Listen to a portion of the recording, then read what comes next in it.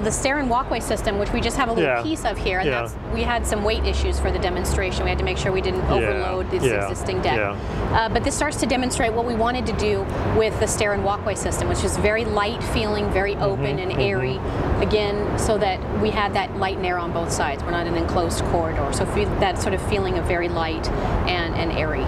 So in the large development that you're doing, will each unit have basically an outside entrance as compared, you said you wouldn't have a double loaded corridor. Yes. So you'll enter your own unit from your own outside entrance. Right, well there would be a walkway system that would connect them. So it'd be a corridor, but it's not an enclosed corridor. Okay.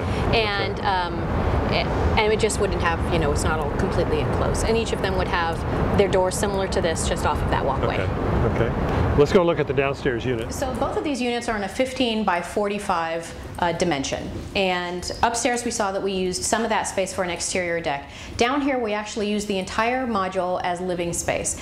And what that allowed us to do was, at the kitchen we could have some entertaining space. This is an island that could be used as storage as well as eating.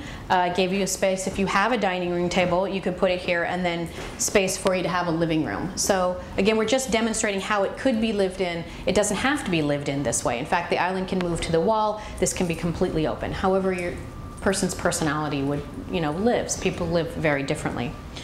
One of the other things that you'll notice with this unit, different from upstairs, is the ceiling. When you're talking about modular construction, you're typically talking about a full box. It's floor and ceiling on both units. And we lose some valuable height due to that doubling up of space between the floor and the ceiling of the units. So what we did in this particular situation is tried to do something that would remove that redundancy. So we took the ceiling out of this unit, put in these beams crossways just to give us something to hold the walls together, but we've now lifted this room up 6 more inches, and what you're looking at, this finished surface here, is the underside of the upstairs unit. So this was built on stilts and finished underneath. So when we stood here watching these go, this was completely open to the sky until the upper unit came and was set down. So it's certainly testing the limits of an assembly line, because you're talking about finishing the underside of something, but effect-wise, I think we really gained more livability because we have that height. We don't have all of that structure space. So we're definitely keeping this concept in the next building. What do you do from noise mitigation if there's less division between the two spaces? The construction method for the floor is like any other apartment building. So you still have the same construction assemblies that you would in any building. We've just, as far as modular is concerned, taken out that redundant level. So it has the same amount of noise reduction as any other building would. So this kitchen is set up to be a little bit smaller, right? I think. Yeah. So this kitchen is this kitchen's even a little bit smaller. And the reason we wanted to do this, when you have an opportunity for a prototype, you try to test as many things as you can. So upstairs we had a bathtub. Down here we have a shower. So upstairs we get a longer kitchen. Here we have a shorter kitchen, but we have the island and all of the storage located in there. So the kitchen is partly dependent, in this case, on the size of the bathroom, which is on the other side of the wall. Exactly. That's correct.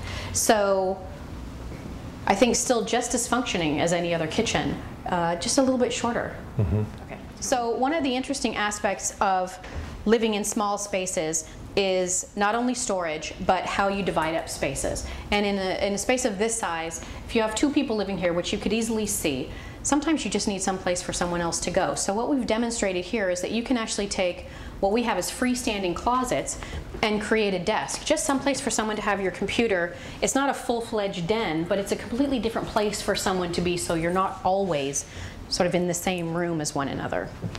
And these closets are freestanding, as you say, so they could be moved around, moved together, and you could do different things with them. Yeah. And the idea behind these was they don't have to be here, they don't have to be in the bedrooms, they really can be wherever you want your storage to be located. So we've just decided to locate them here as a demonstration. So the 2 units themselves are actually connected not only by the stairs, but in one other place, and that's a shaft that we have in the bathroom. And that is how we get all of our utilities up through the units. All of your water and electrical would all come up from the underside of the bottom unit, and they come up through a 2-hour shaft located behind this wall. So when the site contractor receives the units and it shows up, they would actually open this closet door. This is where all of the water stuff is located. Pull out the washer dryer and then reach into a door and make all of the connections. And then they can close the door up, push it back in, and never have to actually visit that area again. But that's the only place that they're located.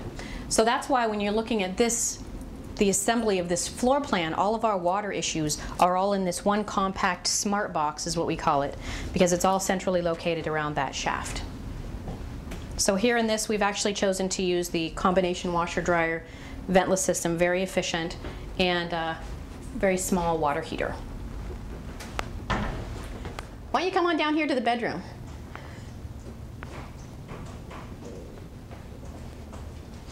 So when we looked at the bedroom design, or what we're showcasing as a bedroom design for this particular unit, it actually still feels very spacious. We didn't want to compromise on the size of the bedroom because that's the first place people would start to feel it's very small. So this is actually based on what the Seattle Housing Authority as well as HUD consider to be a standard bedroom width, which is 9 feet.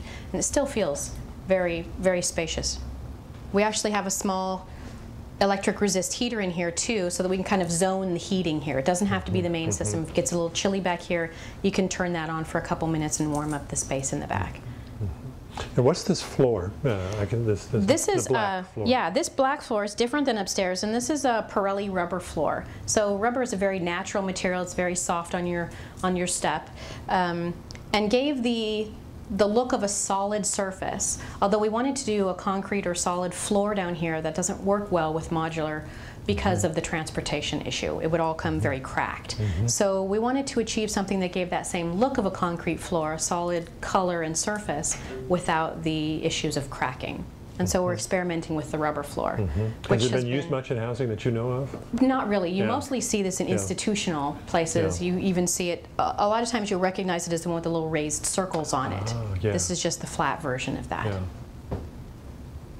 Looks great. And it's really great for sound deadening too. Not like a hard floor. How big is this space here? This space is the full 15 feet, which is out to out wide, so about 14 feet wide by 9 feet in depth.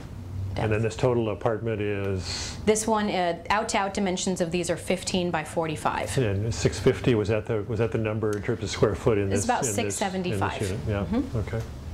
Tammy, what is the website for Methuen, and how can people find out more information about the affordable, sustainable housing projects that you work on? Methuen's website is www.methuen.com. And how do you spell Methuen? M-I-T-H-U-N. And we have various projects there. Not only we do affordable housing, but we do environmental learning centers. We do lots of different urban housing, senior living. So I encourage you to come and look. Everything has a sustainability metric to it. In fact, we first called Tammy after seeing a newspaper article about a vertical agriculture prototype that you guys had designed as part of a design contest, which was quite exciting in itself. This is Glen Hiemstra, Futurist.com with Futurist.com online TV. We've been checking out the future of sustainable and affordable housing with Tammy Shocker.